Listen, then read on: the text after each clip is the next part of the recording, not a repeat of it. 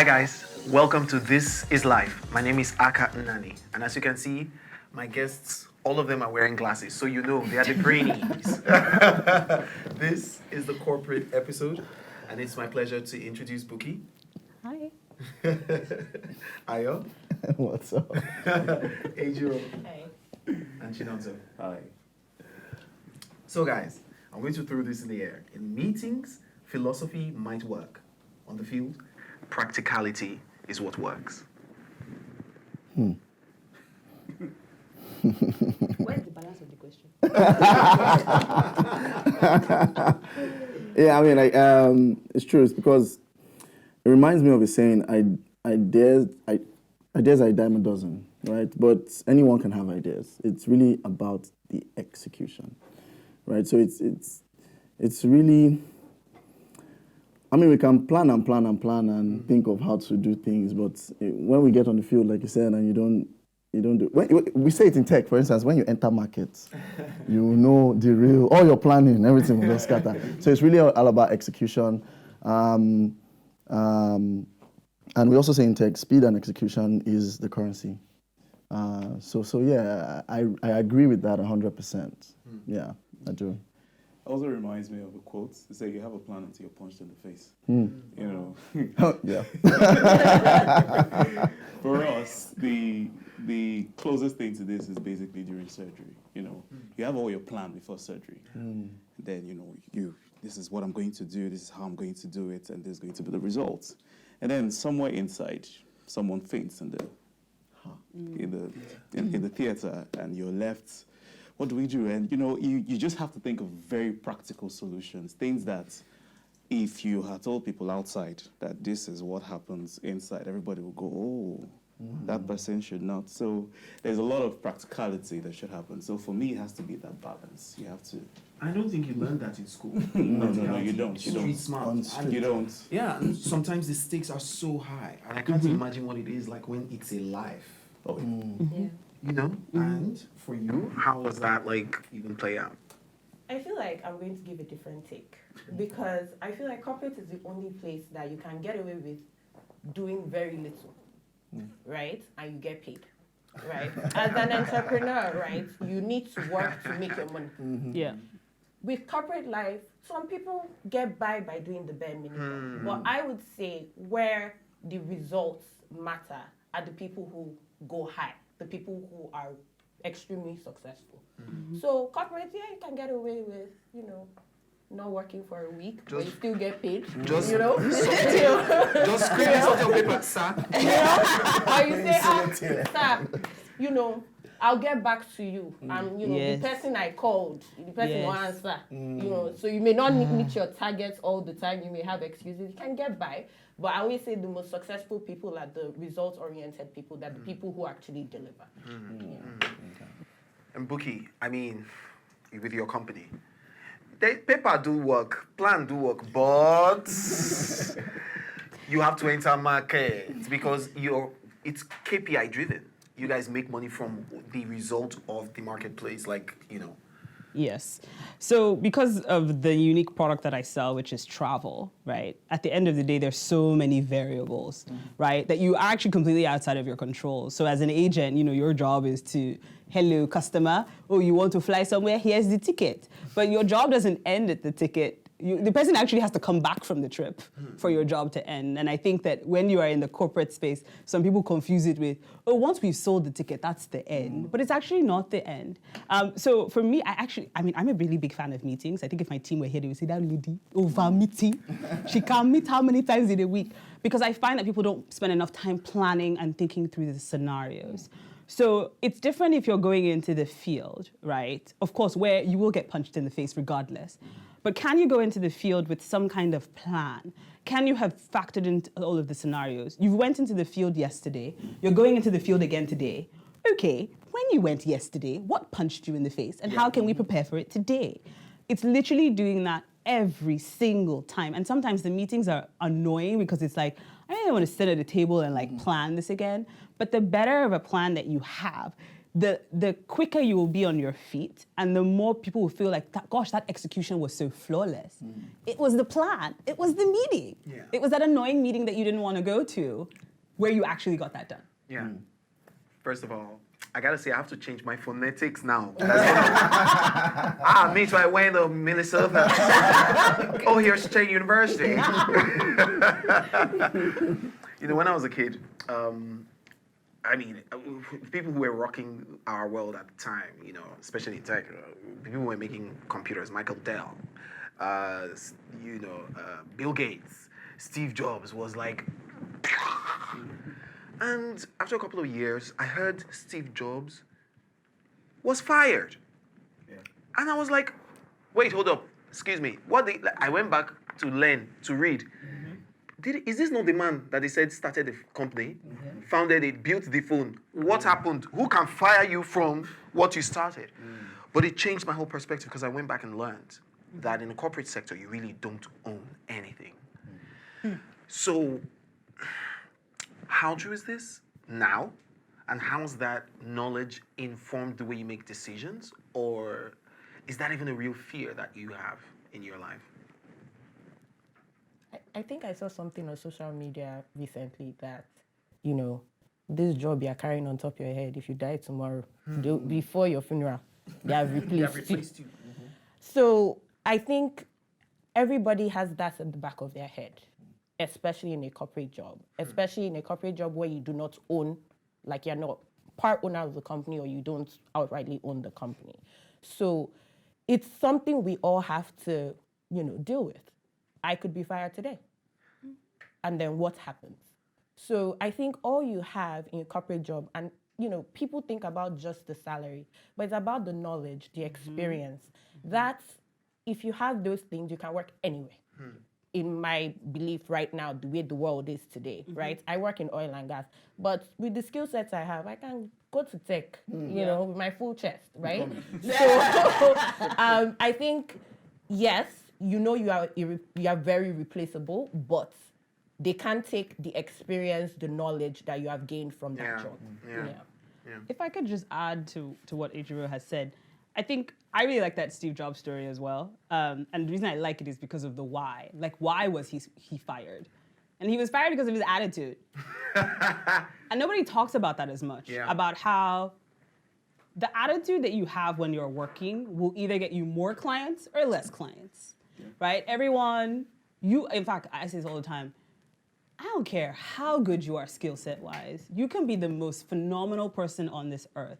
But if you have a terrible attitude, like I can't take you to a client because I'm worried about if they give you water like this, now you say, the way that they put the glass, it was not at this specific angle. And then all of a sudden, now that client, we have an issue with the client. But you're really, really good. So we spend half the time apologizing to clients whilst apologizing to you so that you can do the work. Yeah. And the thing is, it's all about attitude. And I think when Steve Jobs left, when he was at Pixar, a lot of the things that he was fixing about himself wasn't his skill set, because he had that. Yeah. It was his attitude. Now, nobody is saying that when he came back to Apple that his attitude was any better, but he was much more of an understanding person. Now, of course, there's still stories around, when he came back, he used to do this and he used to do that. But those were the things that drove the company to where it is today, and why, even though he sadly passed, it's really hard to replace him. I think when you work in a corporate, it's really important for you to remember, as you said, you are replaceable, but also that you are not indispensable. Because I think some people walk around and think, I am indispensable. They will tell you, I actually had somebody say this to me when they were resigning. I've left other companies, and when I've left those companies, they've never done as well as since when I was working there. This guy looked me dead in the face. I was so confused. I was like, so I was not like, so are you saying that? So, I had to take a step back. I said, I'm just trying to understand, what you're saying. Are you basically saying that now that you have left, all of the many people that work here, all of their efforts are for zero. All of because you don't have two heads like we don't have. We don't have. And so this company is going to fail. And in my head, you were right. I said challenge accepted and not because of my ego, though part of it was, and let's just be honest. But I think the second part was because there are other staff here now. So you mean that we cannot put these people's brains together and actually move a company forward? And I think that when you start to feel like you are indispensable in a company, it's time for you to go and do something else. Because you're not. Nobody is. Even the founder. Yes, I mean, talking about founders, like every great company requires great leaders, right? But every great leader knows that they're not bigger than the company. You cannot be bigger than your company. That's why you have people that can sit down on a table like this. You have a board and fire a chairman. Yep. They will fire you, Baba. Stand up. Please. Yeah. Take a walk. Exit. You get, because you are not bigger than the company. So it's very, very understandable what she said, that it's because of his attitude that he was fired. I mean, if you are leading and you have a bad attitude, how do you want to lead? So we can fire you. Everybody can come together and fire you. Take a step now. You hold your, in corporate world, you hold your shares or whatever. You are now a non-executive. On salary. Yeah. You will not take salary. I mean, we'll give you things. Yes. But, you're now non-executive. Just stay by the sideline and come. But also because Steve Jobs was a visionary. Like, there are very few people like that.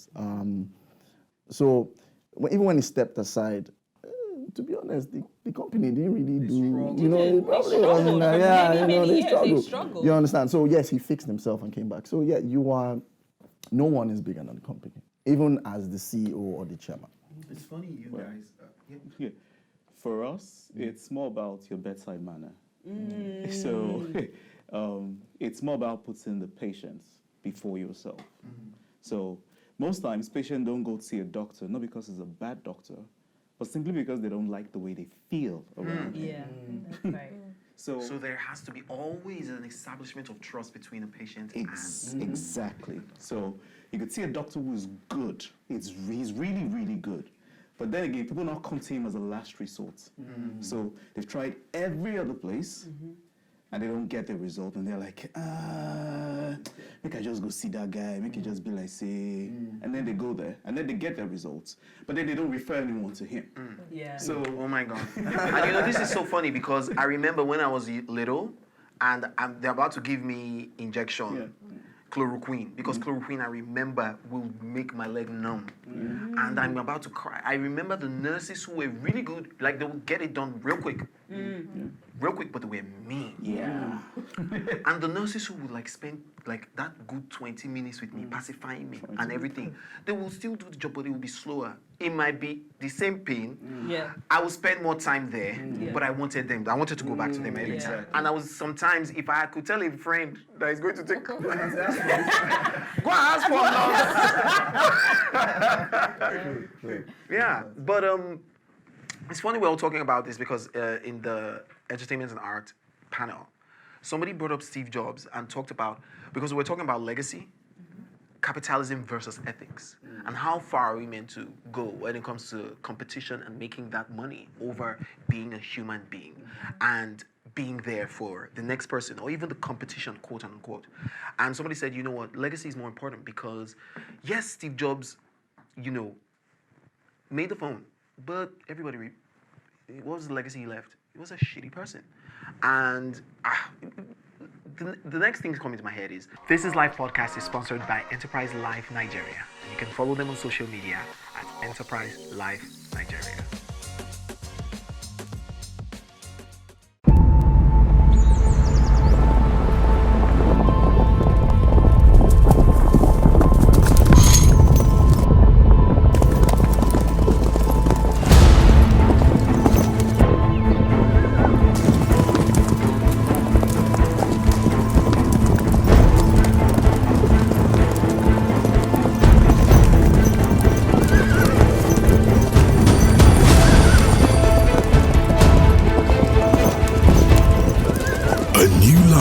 Is here with Enterprise Life Assurance. Our decades of experience in the West African markets will help you achieve your dreams with peace of mind. Visit www.myenterprisegroup.io/NG or call 0700 Enterprise to know more. Enterprise Life, your advantage. How does corporate life work at the office? affects personal life, and how does personal life affect your work? Where do we draw the line? What are the experiences you've gone through that it's affected everything, or you've affected everything? I think it depends on a couple of factors. One factor it depends on is where you work, what's the culture of the place you work. If they place results over people, most times people now imbibe that unconsciously. So they don't know when they do it, but they just feel, well, you're indispensable. You are dispensable, and what matters to me is my results. And so I get my results, I get my KPIs. For me, I had to find a way to balance it because I was working in the public sector, and then I moved into the private sector. And the private sector was the very first time I saw that doctors had KPIs. Hey, the shock, the culture First I was like, wait. And we now had to, this is the number of patients you're expected to see in a day. And we had a lot of patients to see in a day. So we just went all straight up. So, hi, how are you doing? What's the problem today? This, fine. Results, get. And we did not have that interaction with the patients, with the clients. So, if the culture generally, many people are results of the environment. We are all results of your nurture and nature. So if your environment places that culture of results over people, many times people just imbibe them. So it has to be like a conscious decision of the person to say, I will put people over results. In my life, I said that was a bad thing. Sorry, but in my life, or at work, when we used to work at the office, when everyone is coming first pre-COVID, everyone loved coming to the office because he mentioned culture, which is a very important thing. If you walked, it's so funny because if you walked into our office, you would think we're a bunch of unserious people. Yeah, because everybody's chilled. I mean, it's tech, so it's laid back. There was a couple of times where I had to go to banks, to talk to banks, and I'll walk into a bank and I'll be like, what's going on here? Kibuku. Everybody's very straight. We don't have you come, you see a lounge chair, everybody's sitting, there's a PS4 by the corner, there's football table somewhere, everybody's just chilled playing as long as the work is being done, right? So everyone felt like, I want to go to work. I want to go to work. And you're not on Sunday evening, you're not saying shit, man, tomorrow not Monday. Nah. You're like, okay, how far? Can't wait to see these guys more relate. You get so but it brings me to your question when you say, where do you draw the line between personal life and work life?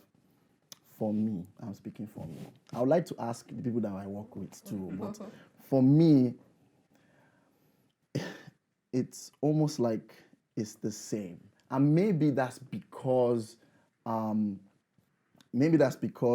started the company and we have to take it forward. So it's like everything I do. Yeah. You get, if I am hanging out with my friends, most of the friends are my co-founders. So when we are drinking and chilling, we're talking about how far that button that is not clicking well, you understand? So it's all work, but it's not, in my mind, I don't see it as too much. It doesn't overlap into family or anything like that for me. I don't think it's the same for any of my colleagues because we've not seen anybody that said, I don't want to come to work. We're very chilled. So, and we're all like family, we're family. If someone has a baby or everyone is going there, the whole office. It's almost like we enter there, let's start working from this place too because everyone is there. So it works for us. The work-life balance is really. I wonder if it works well for you guys because of the way you recruit. So when you're in a large-scale business, where there are thousands of employees, you're a cog in a wheel. You're a cog in a wheel. Now, if you're hired in the senior management, you're not a cog in the wheel.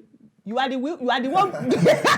You are building the wheel, right? But when you work in a smaller organization, you're hiring people who care about vision, who who are going to come to work every day and are passionate about what they're doing. Why? Because you can see them. In fact, you can see them very clearly, whether they are working or not. You don't have to start asking.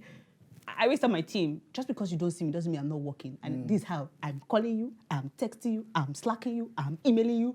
I'm on so there's no time that you can't reach me, right? But I know that when I worked in a larger organization, there were thousands of employees.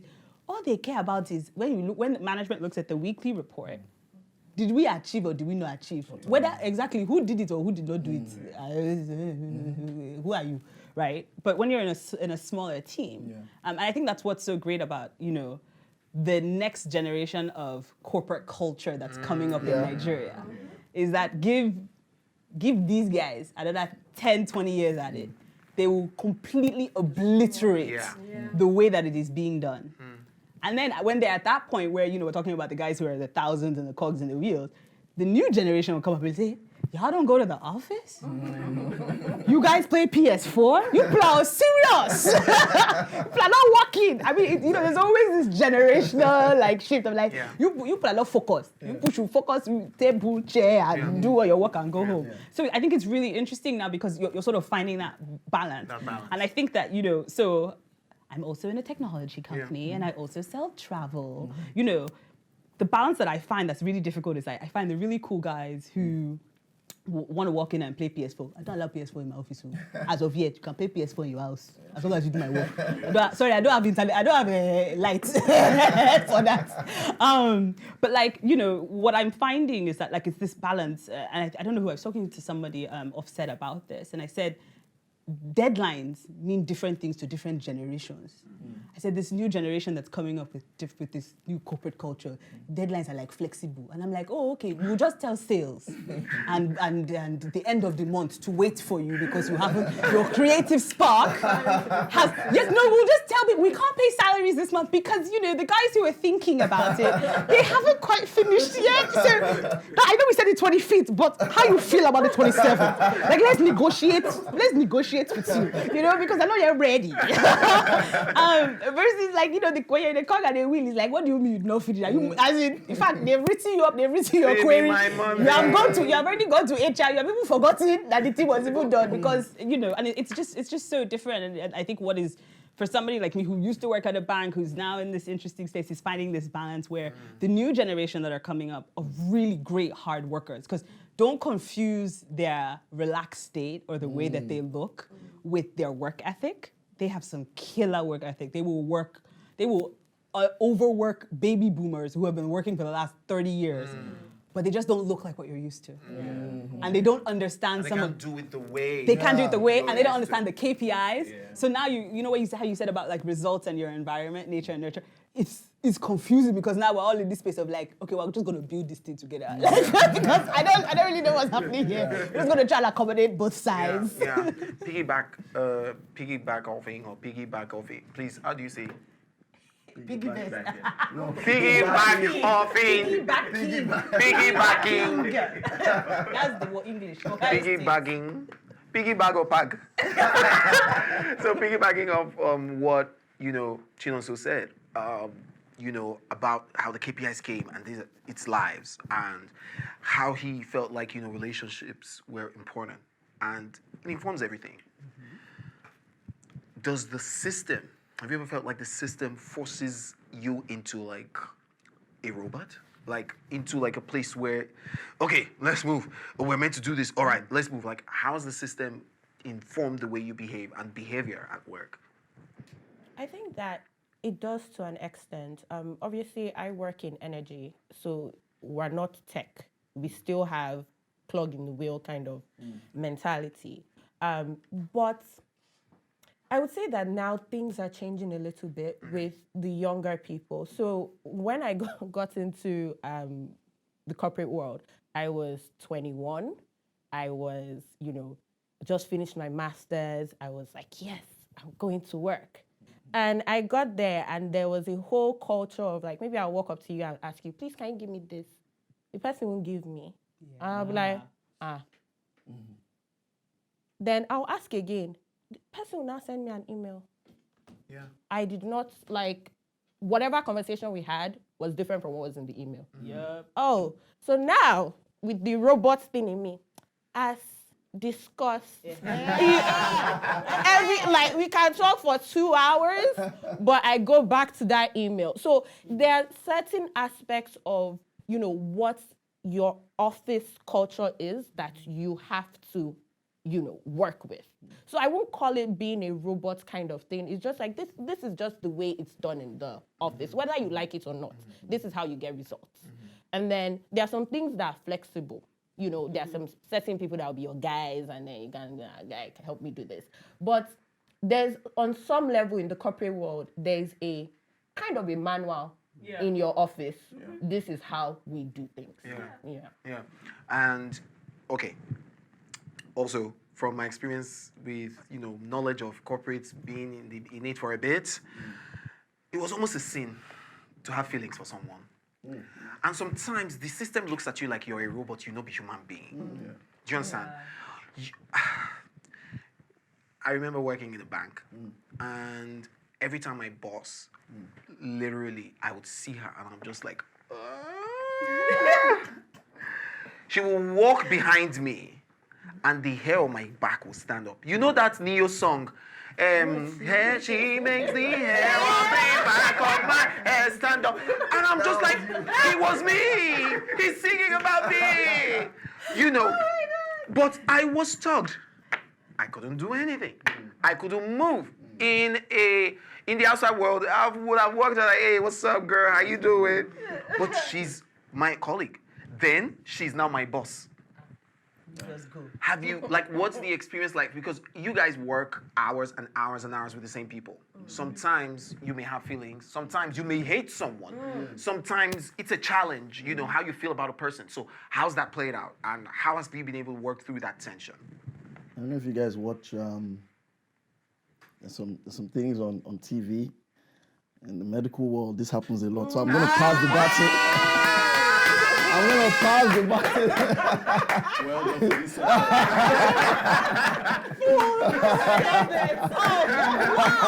I did not even come here. Okay. Tell us. The anatomy of the law.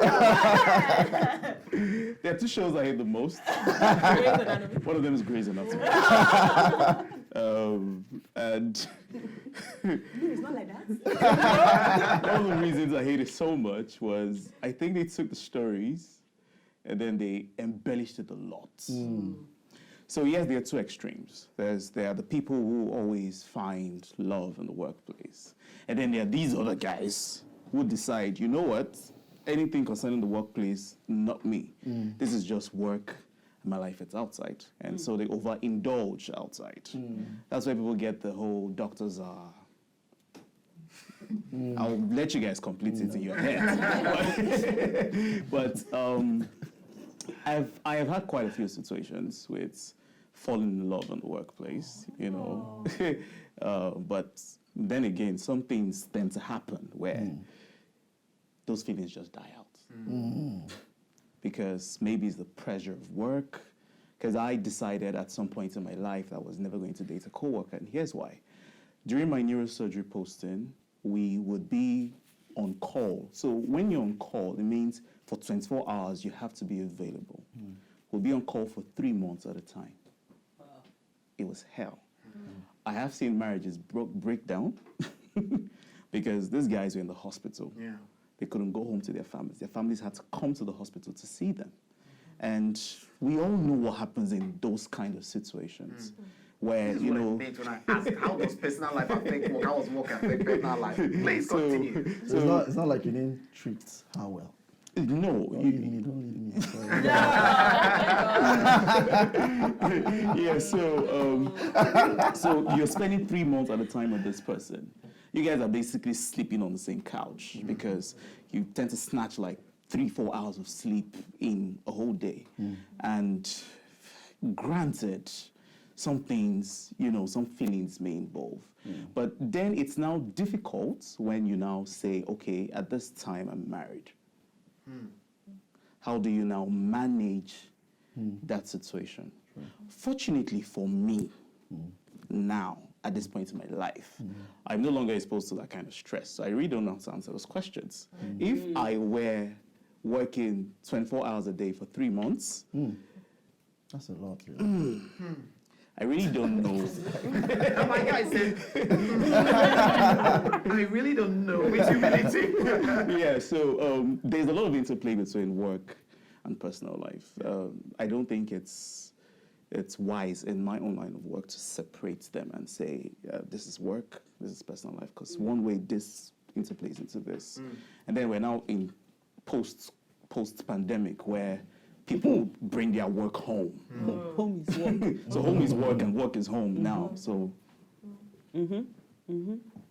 Does it happen at your? Wow, you're just gonna be the host of this question. So I have never been in love in the office. It's just never happened for me. I guess I was always maybe the best friend who was always looking at people and said, love again, love again. God, man. So I found my out of the office. Yeah, so I think if I could go back to your question about work and personal life, there's no difference. I think people who try to say that there is a difference, I would question whether you like your job or whether you like your personal life. Reason being that, at least again, and that's why I say, it's to be clear, I think at least the stage that everybody is at the table, everybody's like, give us another 10 years, us to Forbes now. You know what I'm saying? So like, we're at that cusp of middle management to, leading organizations that are big. So like for me, it's the same because like when I leave the office, I'm still thinking about that and I'm thinking about, okay, how are we going to do this? How are we going to do that? Calling people, trying to make moves at all time. You watch TV and you're like, I really like that advert. Let me quickly call my marketing. Did you see? Like you're constantly on. There's no sort of off button. Now what you do, at least I find I do for myself, is I give myself breaks. So when you talk about the tension, I think the tension that I probably feel at work the most is stress of like, how are we going to help everybody achieve their KPIs? I heard the most beautiful quote when I had a mentor in the US before I moved home. And I asked him and I said, like, how do you get your direct reports to do what they're supposed to do? First off, he was like, well, if they're not doing what they're supposed to do, I hired the wrong person. I was like, oh, okay, so simple. And then he said, no, but that's one. And then two, he said, do you know what the job of a CEO is?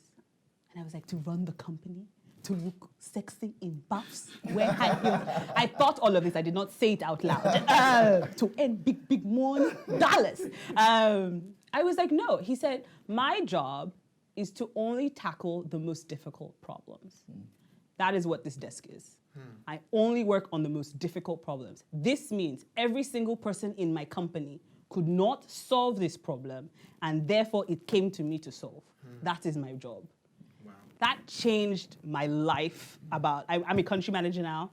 It changed my life. It changed literally every way that I work because I was like, gosh, that's exactly it. If I'm taking something to my line manager, it's because I have tried and exhausted every single thing and I can't do it anymore and I genuinely need help.